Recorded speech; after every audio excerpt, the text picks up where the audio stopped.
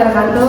Halo sobat MSI semuanya, kembali lagi di podcast menelusuri hakikat Islam dengan tema dari agama, ilmu hingga spiritualitas. Kembali lagi bareng aku Yafa dan aku Afifah. Senang banget kita bisa nemenin bareng kalian lagi di podcast Metodologi Studi Islam. Hari ini kita bakal ngobrolin hal yang cukup mendalam tapi super menarik banget, karena ini nyentuh akar dari keislaman kita, mulai dari agama sebagai pedoman hidup sampai bagaimana Islam menjadi sistem ilmu dan spiritualitas yang menyeluruh. Nah, bener banget Afifah. Kadang banyak orang cuma kenal Islam itu di permukaan aja, yaitu tentang ibadah, hal haram, atau sekedar identitas. Tapi sebenarnya Islam itu punya makna lebih dalam daripada itu. Dia punya sistem berpikir, sistem ilmu, dan bahkan cara pandang terhadap realitas yang unik banget. Dan di podcast kali ini kita bakal bahas 7 topik besar yang dirangkai secara utuh supaya teman-teman bisa paham Islam gak cuma sebagai ajaran, tapi juga cara berpikir, cara hidup, dan cara memaknai dunia. Oke teman-teman, dari gak lama-lama lagi kita langsung mulai dari pembahasan pertama, yaitu agama dan dimensinya sebagai pedoman hidup. Nah, agama dan dimensinya sebagai pedoman hidup manusia. Kalau kita ngobrolin agama, biasanya orang langsung mikir soal ritual, sholat, puasa, zakat, dan sebagainya. Padahal agama itu jauh lebih luas. Dalam bahasa Arab, agama itu disebut ad-din, yang secara harfiah berarti aturan hidup, jalan hidup, atau sistem kehidupan. Iya teman-teman, jadi agama itu kayak sistem navigasi dalam kehidupan manusia. Tanpa agama, manusia bakal kehilangan arah dan tujuan. Makanya banyak filsuf modern bilang kalau manusia itu butuh makna, dan agama itu hadir untuk memberikan makna itu. Nah, di dalam Islam, agama itu nggak cuma bicara hubungan manusia dengan Allah, tapi juga hubungan manusia dengan dirinya sendiri, dengan sesama manusia dan alam semesta. Karena itu agama punya beberapa dimensi utama, seperti yang pertama ada dimensi akidah yang menyangkut keimanan dan keyakinan dasar seperti percaya kepada Allah, malaikat, kitab, rasul, hari akhir, dan takdir. Yang kedua ada dimensi ibadah dan syariah, yaitu aspek aturan dan tata cara dalam ibadah, baik yang wajib maupun sunnah. Yang ketiga ada dimensi akhlak, ini menyangkut moral, etika, dan perilaku sehari-hari. Yang keempat ada dimensi sosial dan budaya, yaitu bagaimana agama membentuk kehidupan bermasyarakat. Dan yang terakhir ada dimensi spiritual atau ihsan, yaitu bagaimana manusia mencapai kedekatan batin dengan Tuhan. Nah, kan keren banget apa dari apa yang kita lihat dari penjelasan Afifah barusan. Nah, semua dimensi ini tuh saling berkaitan dan saling berhubungan satu sama lain, teman-teman. Misalnya, seseorang yang akidahnya kuat biasanya akan tekun beribadah dan juga berakhlak baik. Tapi kalau akidahnya lemah, ibadahnya juga mudah goyah. Jadi agama itu sistem yang utuh dan saling menopang. Benar banget ya, Pak. Bahkan kalau kita lihat pandangan Harun Nasution, itu beliau menekankan bahwa agama adalah pedoman hidup yang meliputi seluruh aspek manusia, baik spiritual, moral, maupun rasional. Artinya, agama itu bukan lawan ilmu, tapi justru sumber nilai bagi ilmu itu sendiri. Setuju banget teman-teman. Dan kalau kita refleksikan ke kehidupan modern ini, banyak banget orang yang krisis makna, padahal punya segalanya, yaitu pendidikan, karir, bahkan uang. Tapi karena nggak punya pegangan spiritual, hidupnya tetap kosong, nggak ada keterkaitan antara agama gitu. Nah, disinilah agama hadir teman-teman. Bukan untuk membatasi, tapi untuk mengarahkan manusia menjadi kehidupan yang lebih baik lagi. Nah, di Islam itu punya konsep yang sangat luar biasa, yaitu keseimbangan antara dunia dan akhirat. Dalam Quran surat Al-Qasas ayat 77, Allah berfirman yang artinya, dan carilah pada apa yang telah dianugerahkan Allah kepadamu kebahagiaan negeri akhirat, dan janganlah kamu melupakan bagian di dunia. Jadi agama Islam itu nggak menolak dunia, tapi ngajarin kita bagaimana menempatkan dunia itu di tangan, bukan di hati. Wah, masya Allah, indah banget ya kan teman-teman maknanya.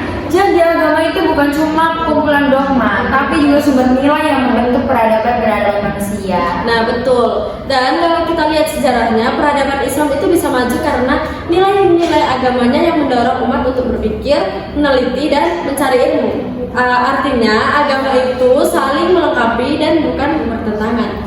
Nah, teman-teman, tadi kan kita sudah membahas tentang agama. Sekarang kita masuk ke pembahasan yang kedua, yaitu Islam sebagai ilmu pengetahuan yang menggunakan metode Bayani, Burhani, dan Irfani serta kriteria ilmu pengetahuan. Nah, sekarang ini topik yang menurutku agak berat tapi keren banget teman-teman, yaitu tentang Islam sebagai ilmu pengetahuan. Nah, dalam pandangan Islam, ilmu itu bukan cuma kumpulan data atau teori kayak di barat, tapi ilmu itu bagian dari iman. Karena Islam itu melihat bahwa segala pengetahuan itu berasal dari Allah, Sang Maha Mengetahui. Makanya ayat pertama yang turun pun Iqra, yaitu perintah untuk membaca, meneliti dan berpikir. Nah, betul banget teman-teman. Dan dalam tradisi keilmuan Islam ada tiga metode besar untuk memahami kebenaran ilmu pengetahuan itu tersebut. Nah, tiga-tiganya itu penting banget buat dipahami mahasiswa metodologi studi Islam. Ya, ada metode Bayani, ada metode Burhani, dan juga ada metode Irfani. Nah, kita bahas satu-satu dulu ya. Yang pertama itu ada metode Bayani. Metode ini menekankan pada teks, terutama teks wahyu di Al-Quran dan hadis. Jadi sumber kebenarannya itu dari dalil-dalil nakliyah. Nah, selanjutnya itu ada contohnya. Contohnya itu kayak tafsir Al-Quran klasik, fikih dan ilmu kalam. Ulama Bayani percaya bahwa kebenaran itu bisa ditemukan lewat pemahaman yang benar terhadap teks wahyu. Tapi tentu saja teman-teman, metode ini butuh keahlian bahasa, konteks sejarah, dan pemahaman mendalam terhadap maksud ayat tersebut. Nah, yang kedua ini ada metode Burhani teman-teman, yang lebih rasional dan logis. Kata Burhan sendiri itu berarti bukti yang meyakinkan. Jadi, ini metode yang menekankan akal dan observasi empiris. Tokoh-tokoh kayak Ibnu Rus dan Al-Farabi itu contoh ulama yang pakai metode ini. Nah, mereka seperti tokoh-tokoh yang tadi disebutkan Afifah itu berpendapat bahwa wahyu dan akal itu saling melengkapi. Wahyu memberikan petunjuk umum, sedangkan akal berfungsi untuk menafsirkan dan membuktikan dalam kehidupan nyata. Contohnya dalam sains, kita meneliti ciptaan Allah Subhanahu wa Ta'ala, dan dari situ kita mengenal kebesarannya. Dan yang terakhir itu ada metode Irfani. Nah, ini menarik banget karena Irfani itu bersifat intuitif dan spiritual. Ia menekankan pada pengalaman batin dan penyucian jiwa untuk memperoleh pengetahuan langsung dari Allah. Biasanya ini dipakai oleh kaum sufi seperti Al-Ghazali dan Ibnu Arabi. Nah, metode Irfani ini bukan berarti meninggalkan logika teman-teman, tapi menambahkan dimensi rasa dan makna batin. Jadi kalau Bayani dan Burhani itu bicara tentang teks dan akal, nah di Irfani ini kita berbicara tentang hati dan roh. Nah, benar banget. Dari ketiga metode ini sebenarnya saling melengkapi. Kalau hanya Bayani kita bisa kaku dan tekstual, kalau hanya Burhani bisa terlalu rasional dan dingin, tapi kalau hanya Irfani bisa jadi terlalu subjektif. Islam itu mengajarkan keseimbangan antara ketiganya, teks, akal, dan hati. Wah, makin dalam ya pembahasannya teman-teman. Dan dari sini bisa kita lihat bahwa Islam itu nggak pernah menolak tentang ilmu. Justru ilmu adalah bagian dari iman. Seperti dalam surat Al-Mujadilah ayat 11 disebutkan, Allah akan meninggikan orang-orang yang beriman di antaramu dan orang-orang yang diberi ilmu pengetahuan beberapa derajat. Nah, artinya mencari ilmu itu adalah ibadah. Tapi yang penting, ilmu itu harus punya nilai moral dan spiritual, bukan sekedar alat kekuasaan. Itulah kriteria ilmu dalam Islam. Nah, kriteria ilmu dalam Islam itu ada 4 ya teman-teman. Yang pertama, ilmu itu harus membawa manusia makin dekat kepada Allah Subhanahu wa Ta'ala. Yang kedua, ilmu itu harus memberi manfaat bagi kemanusiaan. Yang ketiga, ilmu itu harus disertai akhlak dan tanggung jawab moral. Dan yang terakhir itu ada ilmu tidak boleh bertentangan dengan nilai-nilai wahyu. Dan kalau kita lihat pada zaman-zaman modern sekarang, banyak ilmu modern yang maju secara teknologi, tapi kehilangan nilai-nilai spiritualnya. Nah, tugas kita sebagai mahasiswa metodologi studi Islam itu adalah mengembangkan ilmu pada akarnya, yaitu ilmu yang beradab dan ilmu yang memuliakan manusia. Nah, kita lanjut ke topik ketiga, yaitu pengertian dan sumber agama Islam. Kalau kita tadi bahas bahwa agama adalah pedoman hidup manusia, sekarang kita fokus ke sumber-sumber ajaran Islam itu sendiri. Iya, benar banget Afifah. Karena Islam itu bukan agama hasil pemikiran manusia, tapi agama tentang wahyu. Allah Subhanahu wa Ta'ala langsung menurunkan kepada Nabi Muhammad SAW melalui malaikat Jibril. Jadi sebenarnya utamanya adalah wahyu yang otentik dan juga terjaga. Nah, kalau kita rinci, sumber ajaran Islam itu ada 2 sumber pokok dan beberapa sumber turunan. Yang pokok ini saja, yaitu ada 2. Yang pertama ada Al-Quran dan kedua ada As-Sunnah ataupun hadis. Betul banget Afifah. Nah, Al-Quran ini adalah kalam Allah yang diturunkan sebagai pedoman hidup. Sementara Sunnah adalah penjelasan praktis dari Rasulullah SAW terhadap Al-Quran. Keduanya ini saling melengkapi satu sama lain teman-teman. Ibaratnya teori dan praktik gitu. Nah, selain 2 itu ada sumber sekunder yang menjadi alat bantu dalam pengambilan hukum dan pemahaman Islam, misalnya ijma, yaitu kesepakatan para ulama terhadap satu hukum syar'i setelah Rasulullah wafat. Dan kias itu analogi atau penalaran hukum untuk kasus baru yang belum ada dalilnya secara langsung. Nah, dan di era modern ini ada juga yang membahas tentang istisab, masalah, istisab sampai urf atau adat sebagai bagian dari sebuah hukum Islam, tapi semua ini tetap harus berlandaskan pada prinsip wahyu dan tidak boleh bertentangan dengan Al-Quran maupun Sunnah. Nah ini penting banget ya teman-teman, karena sekarang banyak tafsir baru yang muncul tanpa sadar, tanpa dasar. Bahkan ada yang mencoba menafsirkan Islam dengan kacamata sekuler murni. Padahal Islam itu punya metodologi sendiri dalam memahami teks, yaitu dengan menggabungkan wahyu, akal, dan konteks. Iya benar banget, dan karena itulah belajar usul fiqh dan metodologi studi Islam itu penting banget teman-teman. Supaya apa? Supaya kita tuh tahu mana tafsir yang ilmiah dan mana yang hanya opini. Nah, selain itu ada juga dalam Islam sumber nilai dan hukum seperti ijtihad yang kita bahas di bagian berikutnya. Ini adalah cara Islam untuk tetap relevan dengan zaman tanpa kehilangan prinsip dasarnya. Oke teman-teman, tadi kan kita udah bahas tentang kayak ilmu tafsir kayak Al-Quran, hadis, sunnah. Nah, sekarang kita masuk ke pembahasan berikutnya, yaitu ijtihad sebagai sumber ajaran Islam. Nah, ijtihad ini sering banget disebut, tapi banyak yang belum paham nih apa sih itu ijtihad. Nah, betul. Secara bahasa ijtihad itu berasal dari kata jahada yang berarti bersungguh-sungguh. Dalam istilah syariat, ijtihad adalah upaya sungguh-sungguh seorang mujtahid untuk menetapkan hukum syar'i terhadap masalah yang belum ada dalilnya secara tegas dalam Al-Quran dan Sunnah. Jadi, ijtihad itu bukan asal menafsirkan, tapi usaha ilmiah yang sistematis dan berlandaskan pada prinsip-prinsip hukum Islam. Karena dalam Islam ada hal-hal yang sudah pasti hukumnya, tapi juga banyak persoalan baru yang muncul seiring perkembangan zaman ini. Nah, misalnya dulu itu nggak ada isu tentang transaksi digital, vintage, atau rekayasa genetika. Tapi, semua itu perlu dikaji dengan ijtihad agar umat Islam punya panduan syar'i yang sesuai dengan zaman. Dan ijtihad itu sendiri ada banyak bentuknya teman-teman. Misalnya ada ijtihad qiyasi, yaitu dengan analogi. Yang kedua ada ijtihad istilahi, yaitu berdasarkan dengan kemaslahatan. Yang ketiga ada ijtihad istisani, yaitu memilih pendapat yang lebih ringan dan sesuai kebutuhan umat. Nah, tapi yang perlu digarisbawahi itu nggak semua orang bisa berijtihad, hanya mereka yang memenuhi syarat-syarat tertentu, yaitu menguasai bahasa Arab, ilmu tafsir, hadis, usul fiqh, muqasid syariah, dan memahami realitas sosial. Dan ini keren banget teman-teman kalau kita pikir. Konsep ijtihad ini menunjukkan fleksibilitas Islam. Artinya Islam itu bersifat dinamis dan bisa beradaptasi dengan perubahan zaman tanpa harus meninggalkan nilai-nilai dasarnya. Nah, betul. Jadi bukan berarti Islam kaku, tapi juga nggak boleh bebas tanpa batas. Islam itu memberi ruang berpikir, tapi tetap dalam koridor wahyu. Nah, makanya teman-teman, Imam Syafi'i itu pernah bilang, pendapatku ini benar, tapi bisa jadi salah. Pendapat orang lain salah, tapi bisa jadi benar. Ini menunjukkan kerendahan hati dalam berijtihad. Nah, tadi kan kita sudah bahas tentang ijtihad. Nah, sekarang kita membahas tentang karakteristik ajaran Islam dalam bidang akidah dan filsafat. Nah, ini teman-teman, ini juga nggak kalah menarik dari pembahasan kita sebelumnya. Karena sering orang pikir akidah itu cuma soal iman, sementara filsafat itu hanya soal logika. Padahal dalam Islam keduanya itu bisa sejalan asal ditempatkan dengan tempat masing-masing yang benar. Ya, akidah itu adalah fondasi keyakinan seperti tiang rumah. Filsafat adalah cara berpikir yang memperkuat fondasi itu kalau dipakai dengan benar. Dalam Islam, akidah bersumber dari wahyu yang pasti, sedangkan filsafat adalah usaha manusia memahami kebenaran itu lewat akal.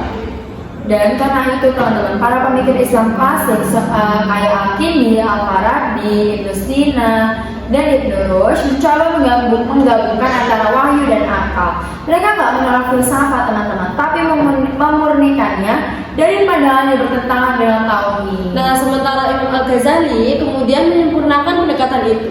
Beliau mengkritik filsafat yang terlalu spekulatif, tapi tetap menghargai logika dan akal. Kata beliau, akal adalah lampu hati, tapi wahyu adalah cahaya matahari. Jadi keduanya itu saling menerangi gitu.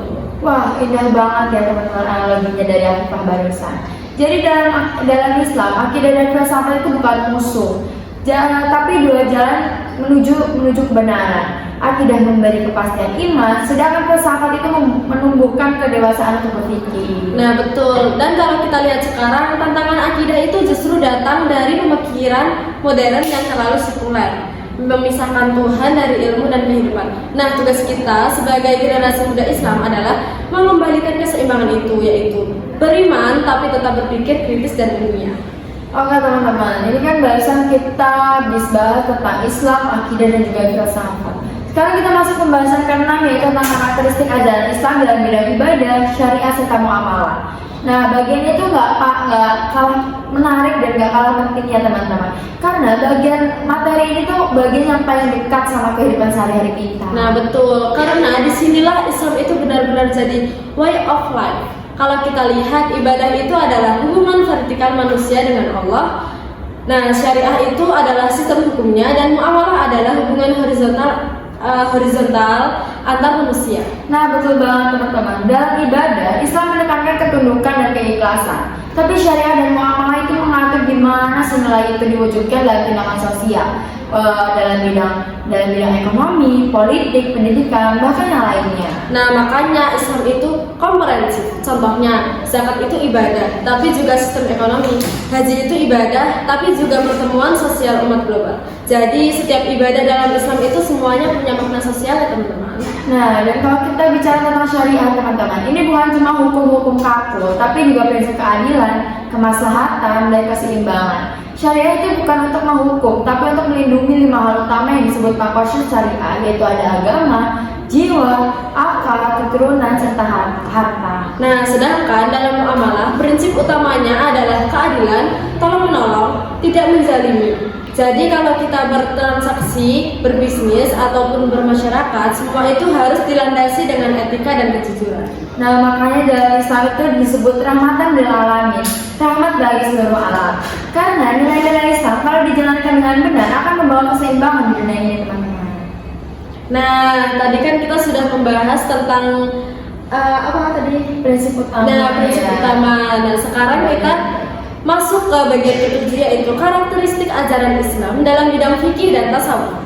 Nah, kita sampai di bagian terakhir nih teman-teman, bagian yang sering dianggap berlawanan, tapi sebenarnya itu saling melengkapi, yaitu fikih dan tasawuf. Iya, benar banget teman-teman. Fikih itu ilmu tentang hukum lahiriah, halal, haram, sah, dan juga bantah. Sedangkan tasawuf itu ilmu mengenai tentang batin, ikhlas, sabar, zuhud, dan cinta kepada Allah SWT. Nah, kalau fikih itu mengatur perilaku, tasawuf itu mengatur hati. Dua-duanya itu penting supaya kita nggak kaku dalam ibadah, tapi juga nggak kosong secara spiritual. Betul banget Afifah. Dan dalam sejarah Islam ya teman-teman, Imam Al-Ghazali adalah contoh ulama yang memadukan keduanya. Beliau menulis Ihya Ulumuddin yang artinya menghidupkan kembali ilmu agama. Di situ beliau mengajarkan bahwa ibadah yang nggak disertai kesucian hati itu kosong, sementara tasawuf tanpa dasar syariah itu akan mengalami kesesatan. Nah, jadi Islam itu ngajarin keseimbangan antara lahir dan batin. Ketaatan hukum harus diiringi kesadaran spiritual. Dan dari sinilah keindahan Islam, yaitu logis sekaligus lembut, rasional sekaligus rohani. Wah, Masya Allah banget teman-teman. Jadi dari semua pembahasan kita hari ini, bisa kita simpulkan bahwa Islam adalah agama yang komprehensif, mencakup segala aspek kehidupan manusia, baik itu akidah, ibadah, muamalah, ilmu, hukum, dan juga spiritualitas. Wah, nggak kerasa ya Pak, pembahasan kita udah panjang banget. Tapi semoga bisa nambah wawasan buat teman-teman semua tentang bagaimana luasnya dan dalamnya ajaran Islam. Iya teman-teman, semoga setelah ini kita makin cinta sama ilmu dan makin sadar kalau Islam itu bukan sekedar agama ritual, tapi sistem kehidupan yang sempurna. Nah, terima kasih sudah dengerin podcast kita hari ini. Jangan lupa follow dan subscribe ya teman-teman. Semoga bermanfaat bagi kalian semua. Nah, sampai jumpa di episode berikutnya. Wassalamualaikum warahmatullahi wabarakatuh. Bye.